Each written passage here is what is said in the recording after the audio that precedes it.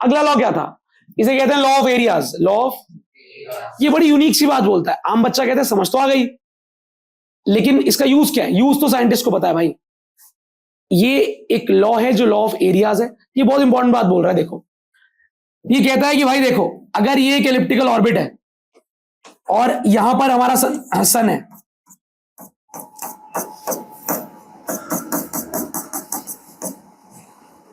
तो प्लैनेट यहां से यहां भी जाता होगा चल के,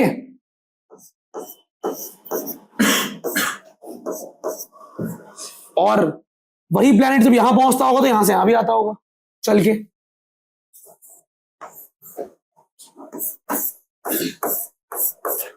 तो क्या कहा गया, किसके द्वारा? केपलर द्वारा। केपलर ने अपने लॉ ऑफ एरिया में कहा कि मैं आपको एक बात बता रहा हूं, जो रेडियस वेक्टर होता है, क्या होता है रेडियस वेक्टर? अगर मैं सन को प्लैनेट से ज्वाइन कर दूं, प्लैनेट से ज्वाइन कर दूं, सन को प्लैनेट से ज्वाइन कर दूं, प्लैनेट से ज्वाइन कर दूं, तो ये चार मैंने पता क्या बना दी? क्या बना दी? रेडियल वेक्टर या radius vector. The radius vector drawn from the sun to the planets sweeps out equal areas in equal interval of time. ये जो लाइन है ना, sweeps out equal areas in equal interval of time, इसका बहुत important मतलब है क्या, कि मान लो सन यहां पर है, सॉरी प्लैनेट यहां पर है, यहां से प्लैनेट यहां तक जाएगा, काफी दिन लगेंगे, लेकिन यहां पर जो प्लैनेट यहां से यहां जाएगा, तो जो ये रेडियस वेक्टर है, ये कैसे घूमेगा? ऐसे घूमेगा ना? नहीं आया? रेडियस वेक्टर जब जब प्लैनेट यहां से यहां जाएगा, रेडियस वेक्टर कैसे घूमेगा? ऐसे। तो जब रेडियस वेक्टर ऐसे घूमेगा, तो जैसे अब मान लो मैं यहां पर हाथ रखता हूं दीवार पे और इसको ऐसे घुमाता हूं, ठीक है, मैं यहां किसी प्लेन मान लेता हूं, इमेजिन करता हूं, उस पर हाथ रख के ऐसे घुमाता हूं, तो आपको क्या लगता है, मैं कुछ एरिया को स्वीप नहीं कर रहा, एक पर्टिकुलर एरिया साफ कर रहा हूं मैं? हाँ ना बोलो। तो जितना एरिया मेरे हाथ के अंडर जितनी लेंथ है, उसको मैं ऐसे घुमाऊंगा तो जो आर्क आएगी, सेक्टर बनेगा, उस सेक्टर के एरिया को मैं क्या कर रहा हूं? स्वीप। तो कहा गया कि प्लैनेट पास हो चाहे दूर हो, इक्वल टाइम में प्लैनेट इक्वल एरिया कवर करता है। मतलब रेडियल वेक्टर द्वारा कवर किया गया ये वाला एरिया, मान लो यहां से यहां तक पहुंचा है हमारा प्लैनेट कितने दिन में? लेट्स से 60 दिन में।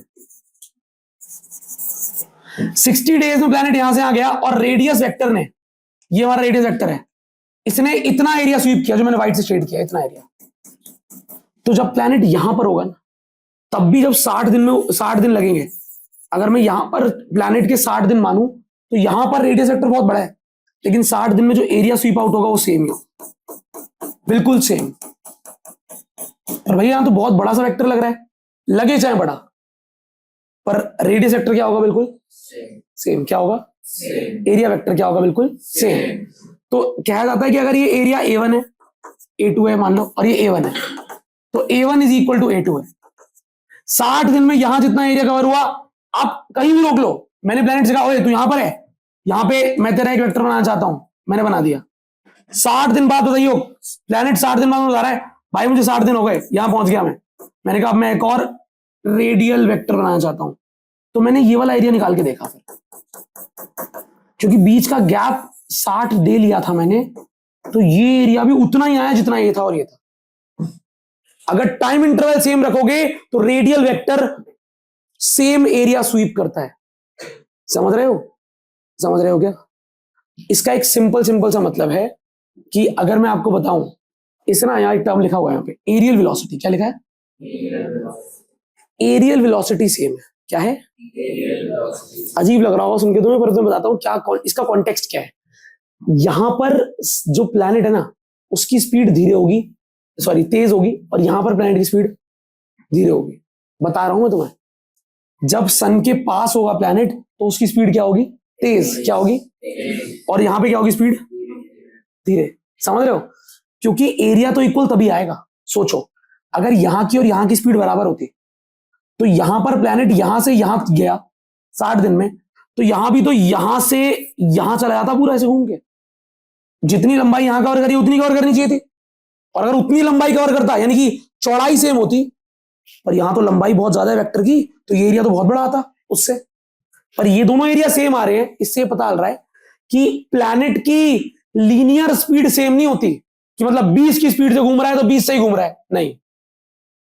ये कॉमन सेंस की बात है, आप खुद दिमाग लगाओ कि अगर ये मेरा एलिप्स है, यहां मेरा प्लैनेट है, वो यहां से यहां पे आया, ठीक है, और एक बार वो सेम लेता हूं बराबर बिल्कुल सिमेट्री में, यहां से यहां पे आया, और यहां मेरा सन है,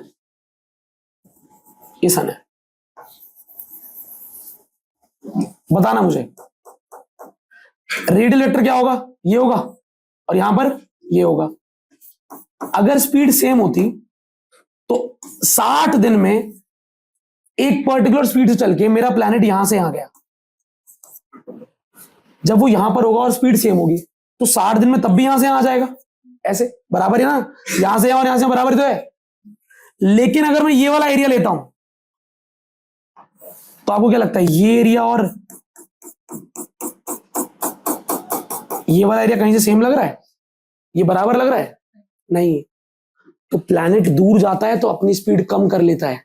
कम करने से क्या होता है भैया, देखना, कम करने से ये होता है, वो उतने टाइम में उतना एरिया कवर नहीं करेगा, वो यहां से चलेगा अगर, तो यहां से चल के बस यहीं पहुंचेगा, और ये देखो ये छोटा हो गया ना एरिया।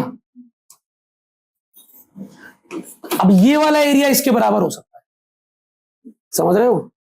तो यहां पर आकर प्लैनेट अपनी स्पीड में वेरिएशन ले आता है। प्लैनेट कभी भी कांस्टेंट स्पीड से घूमता नहीं है, ये केपलर बताना चाहता था। प्लैनेट उसने बताया कि इक्वल एरिया स्वीप करता है इक्वल इंटरवल ऑफ टाइम में। आम बच्चा इसे रट के जाता है, बस लिख के आता है, नंबर मिल जाते हैं, याद रखता है, एमसीक्यू में आता है, नंबर मिल जाते हैं। मैं थोड़ा गहराई में समझाना चाहता हूं कि इक्वल एरिया स्वीप करता है इक्वल इंटरवल में, रट तो लोग, एक लाइन सिंपल सी है, the planet sweeps out, the radial vector sweeps out equal area in equal interval of time, that's it. पर केपलर ने कुछ इतनी मेहनत करी, समझो तो सही क्या बोल रहा है। वो कह रहा है एरिया स्वेप्ट इक्वल है, स्पीड सेम नहीं है। एरिया कवर करने वाली स्पीड सेम है, चलने की स्पीड सेम नहीं है, समझ रहे हो। एक सेकंड में मेरा प्लैनेट जब सन के पास है तो यहां से यहां जाता है, तो मैंने एरिया निकाला ये वाला, तो आया 20 समथिंग, 20 यूनिट।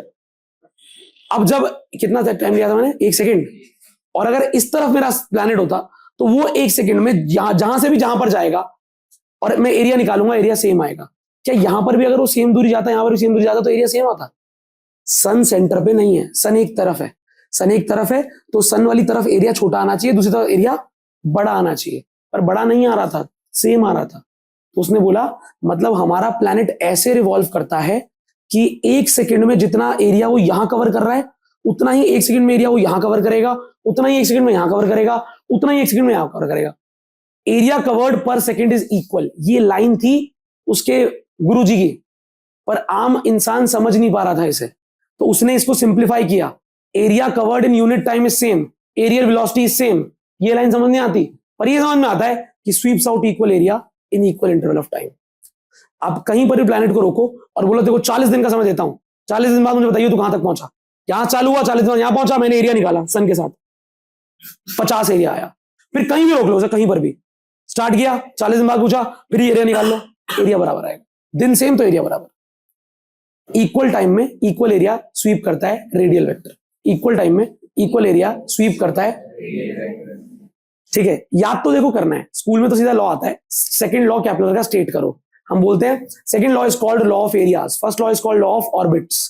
तो लॉ ऑफ एरिया क्या बोलता है, when a planet revolves around a sun, the radial vector of the planet from the sun sweeps out equal in equal interval of time, equal area in equal interval of time. कौन sweep करता है, planet या radial vector? बस बस, आसान है, ठीक है। लेकिन इसका मतलब जान लेना दोबारा, इसका एक कंक्लूजन मैं तुम्हें याद करवाना चाहता हूं, planet does not revolve with same speed, the speed keeps on varying, but एक सेकंड में जो एरिया वो कवर कर रहा है, वो चाहे यहां पर चल रहा हो, चाहे यहां चल रहा हो, चाहे यहां चल रहा हो, एक सेकंड में उसके द्वारा कवर किया गया एरिया बिल्कुल सेम है, स्पीड सेम नहीं है, समझ रहे हो। एरियल स्पीड और लीनियर स्पीड अलग अलग होती है। लीनियर स्पीड मतलब चलने की स्पीड, एरियल स्पीड मतलब एरिया कवर करने की स्पीड। एरिया कवर करने की स्पीड सेम है, लेकिन चलने की स्पीड सेम नहीं है, अलग अलग है, सही है।